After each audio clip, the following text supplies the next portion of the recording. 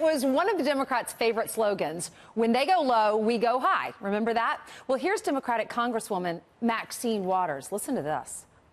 Thinking about Ali, even though I never met him, and with this kind of inspiration, I will go and take Trump out tonight.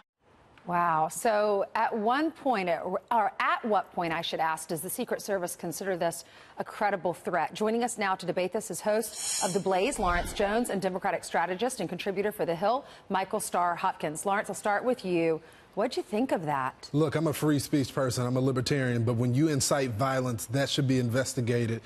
This is the Democrats going low again. They're more focused on President Trump and rallying up their base than the actual issues of the American people. I'm not so concerned about Maxine Waters. I'm concerned about the people that listen to her, the people that tried to assassinate Republican congressmen at a baseball field. This is the type of behavior that sends these people out to assassinate Republicans.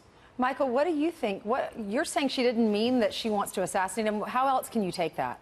You know, I think she was talking about impeachment. I don't know what she actually meant. I think that her comment, being that loose with your language, I think is irresponsible. And so I will say that. But what I will also point to is I think that hearing Republicans say that, you know, this is a Democratic issue, when Ted Nugent threatened President Barack Obama and then was invited to the White House under the Trump administration, I didn't hear Republicans saying anything. Lawrence, I didn't hear you say anything when the president was condoning protesters being attacked and he then offered to pay the legal bills. You know, I think both sides are guilty of using hyperbolic language, but I think, Lawrence, it's up for people it's up to people like me and you to bring down that tenor. Yeah, but these same congresspeople, especially Maxine Waters, promised after the Steve Scalise shooting that they would tone down the rhetoric. And now we have politicians from elected office saying, hey, let's go get the president. And that's essentially what she was saying. You can say that you didn't know what she was saying all you want, Michael, but it's pretty clear what she said. She could have said impeach if she wanted to impeach him. I've watched you in the last 2 weeks talk about how Democrats want a new Katrina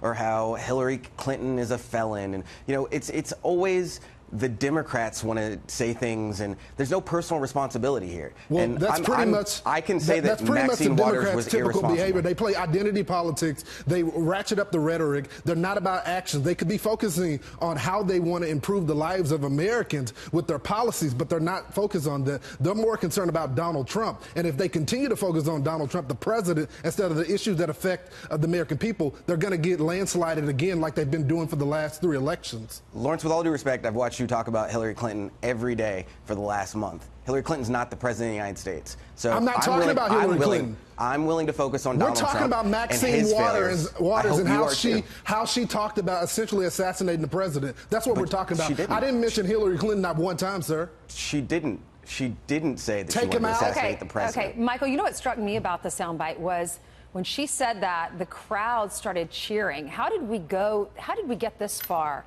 as a country, as a nation? Cheering for possible, I don't know what she meant. We haven't talked to her. She won't come on our show. But it sounded like, I mean, Lawrence is saying it sounded like she said she wanted to assassinate the president tonight. I agree with you that the crowd shouldn't have cheered.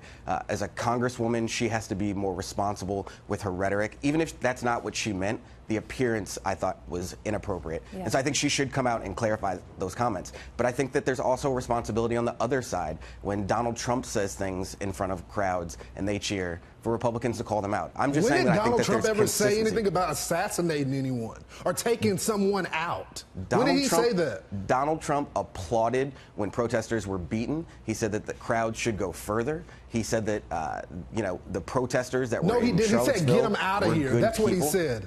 That's all he said, is get them out of here. Maybe we'll hear from her. Maybe she'll clarify today and tell us exactly what she meant, because we don't want to read into what she said.